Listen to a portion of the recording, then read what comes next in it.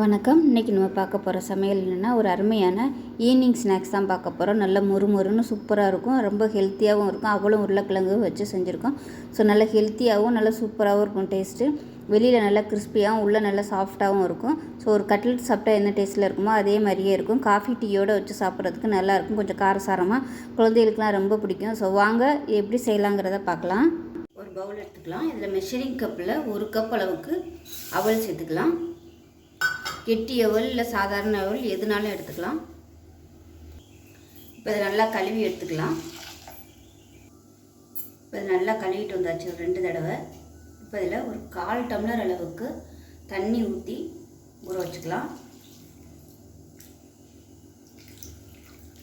இது வந்து ஒரு 10 நிமிஷம் அப்படியே ஊறட்டும். இப்போ ஒரு மிக்ஸி ஜார் எடுத்துக்கலாம். மேகி பாக்கெட் பார்த்திங்கன்னா இது வந்து சின்ன பாக்கெட் ஒன்று எடுத்துருக்கேன். இதில் உள்ள அந்த மேகி இந்த நூடுல்ஸ் மட்டும் எடுத்துக்கலாம். எடுத்து மிக்சியில் போட்டு நல்லா பொடி பண்ணிக்கலாம். நம்ம நல்லா நைஸாக பொடி பண்ணி எடுத்துக்கலாம்.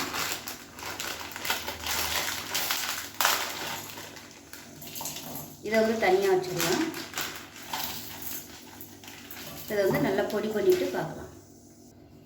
இப்போ வந்து நைஸாக பொடி பண்ணியாச்சு. இது ஒரு பிளேட்டில் கொட்டிக்கலாம். இது தனியாக இருக்கட்டும். இந்த அளவுக்கு நல்லா நைஸாக பொரிச்சுக்கலாம். இப்போ பாருங்கள், அவல் நல்லா ஊறிடுச்சு. ஊற்றின தண்ணியெல்லாம் நல்லா அப்படியே உள்ளே இழுத்துக்கிட்டு நல்லா உதிரி உதிரியாக வந்துருச்சு பாருங்கள். இப்போ வந்து நல்லா கை வச்சு நல்லா மசிச்சு விட்டுக்கலாம். இப்போ இது நல்லா மசிச்சாச்சு. இதில் வந்து மீடியம் சைஸாக 2 உருளைக்கிழங்கு வேக விட்டு நல்லா மசிச்சு வச்சுருக்கேன், கட்டி இல்லாமல். இப்போ அதையும் சேர்த்துக்கலாம். இதையும் சேர்த்து நல்லா பசைஞ்சு விட்டுக்கலாம். இப்போ பாருங்கள், நல்லா மசிச்சாச்சு. இந்த அளவுக்கு இருக்கணும். இப்போ வந்து நம்ம வெங்காயம்லாம் சேர்த்துக்கலாம். பார்த்திங்கன்னா பொடியாக நறுக்குன கொத்தமல்லி, பொடியாக நறுக்குனா புதினா இதில் கொஞ்சமாக சேர்த்துக்கலாம். ஒரு 2 பச்சை மிளகா பொடியாக கட் பண்ணிவிட்டு சேர்த்துக்கலாம். பொடியாக நறுக்குன கருவேப்பிலை, பொடியாக நறுக்குன வெங்காயம் சேர்த்துக்கலாம். அதே மாதிரி பொடியாக நறுக்குன கேரட் சேர்த்துக்கலாம். கேரட் வந்து துருவிட்டு சேர்த்துக்கோங்க. இப்போ இதில் நல்லா ஒரு 2 டேபிள் ஸ்பூன் மைதா மாவு சேர்த்துக்கலாம். மைதா மாவு இல்லை அரிசி மாவு எதுனாலும் சேர்த்துக்கலாம். 1/2 டேபிள் ஸ்பூன் தனியாத்தூள், 1/4 டேபிள் ஸ்பூன் கரம் மசாலா, அதே மாதிரி 1/4 டேபிள் ஸ்பூன் சீரகத்தூள், 1/2 டேபிள் ஸ்பூன் மிளகாத்தூள் சேர்த்துக்கலாம். காரத்துக்கு தகுந்த மாதிரி சேர்த்துக்கோங்க. இப்போ தேவையான அளவுக்கு உப்பு சேர்த்துக்கலாம். இதில் ஒரு 1/2 டேபிள் ஸ்பூன் உப்பு சேர்த்துக்கலாம். டேஸ்ட் பண்ணி பார்த்துட்டு அப்புறமா கூட சேர்த்துக்கலாம். 1 டேபிள் ஸ்பூன் இஞ்சி பூண்டு பேஸ்ட் சேர்த்துக்கலாம். இப்போ இது எல்லாத்தையுமே நல்லா மிக்ஸ் பண்ணிக்கலாம். இப்போ இது எல்லாமே நல்லா கலந்தாச்சு. கடைசியாக மேகி பாக்கெட்டில் இருக்க அந்த மசாலா வந்து சேர்த்துக்கலாம். இதையும் சேர்த்து நல்லா பிசைஞ்சு விட்டுக்கலாம். இப்போ இது நல்லா பிசைஞ்சாச்சு. சின்ன சின்ன உருண்டையாக உருட்டி எடுத்துக்கலாம். எந்த சைஸுக்கு வேணுமோ நீங்கள் அதுக்கு தகுந்த மாதிரி உருட்டி எடுத்துக்கலாம்.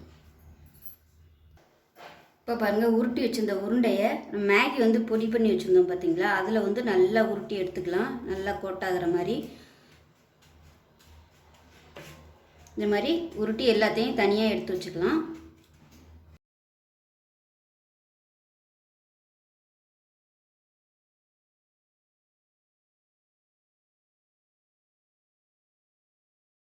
இப்போ பாருங்கள், எல்லாம் நல்லா காஞ்சிருச்சு. எண்ணெயோட காய்ச்சல் நல்லா அதிகமாக இருக்கணும். இல்லைன்னா உருளைக்கிழங்குலாம் சேர்த்துருக்கிறதுனால எண்ணெயில் வந்து ஊற ஆரம்பிச்சிடும். அதனால் போடையில் நல்லா எண்ணெய் வந்து சூடாக இருக்கணும். அப்போ தான் அந்த மேல் பாகம் வந்து உங்களுக்கு நல்லா சட்டுன்னு வெந்துடும். லைட்டாக வெந்ததுக்கப்புறம் திருப்பி விட்டுக்கலாம்.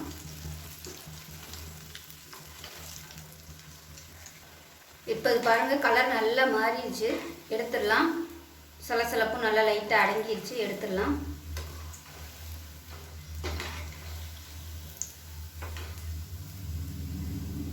இப்போ அடுத்தது பார்த்திங்கன்னா நான் கட்லெட் மாதிரி தட்டி வச்சுருக்கிறேன்.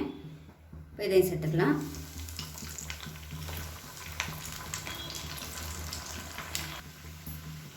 இப்போ பாருங்கள், நல்லா வெந்துருச்சு. ஒரு டைம் வந்து நீங்கள் எண்ணெய் சூடாகிடுச்சுன்னா நீங்கள் கூட, அதாவது குறைச்சி வைக்கவே கூடாது. ஒரே லெவல்லே வந்து எண்ணெயோட அந்த கொதிநிலை வந்து இருக்கணும். இல்லைன்னா உங்களுக்கு அப்படியே ஊறி போயிடும்.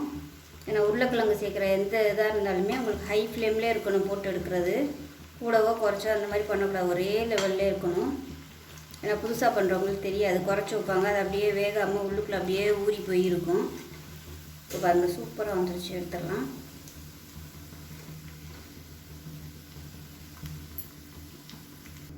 இதே மாதிரியே எல்லாத்தையும் போட்டுக்கலாம்.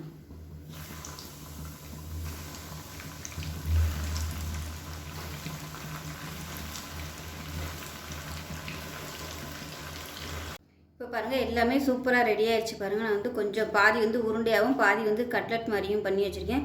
ஸோ டீ டைம் ஸ்நாக்ஸுக்கு வந்து சூப்பராக இருக்கும். இது கொஞ்சம் காரசாரமாகவும் காஃபி டீயோடு வச்சு சாப்பிட்டோம்னா அவ்வளோ அட்டகாசமாக இருக்கும். ரொம்ப ஈஸியாக பண்ணிடலாம். அவலும் உருளைக்கிழங்கும் சேர்த்துருக்கிறதுனால ரொம்ப ஹெல்த்தியாகவும் இருக்கும்.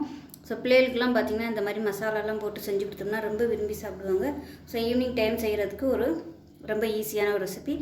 கண்டிப்பாக ட்ரை பண்ணி பாருங்கள். ட்ரை பண்ணி பார்த்துட்டு எப்படி வந்துச்சுங்கிறத சொல்லுங்கள். வீடியோ பிடிச்சிச்சின்னா லைக் பண்ணுங்கள், கமெண்ட் பண்ணுங்கள், சேனலை சப்ஸ்கிரைப் பண்ணுங்கள், பக்கத்தில் உள்ள பெல் பட்டனை ப்ரெஸ் பண்ணுங்கள். நன்றி.